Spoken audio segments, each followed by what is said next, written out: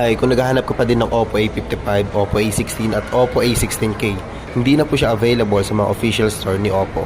Available na lang siya dito online, sa official online store ni Oppo, dito sa TikTok. Pero may good news po ako sa inyo, kasi naka-promo bundle po siya ngayon. Dito lang siya available online. Hindi mo makikita tong promotion na to sa mga physical store, kagaya sa mga mall.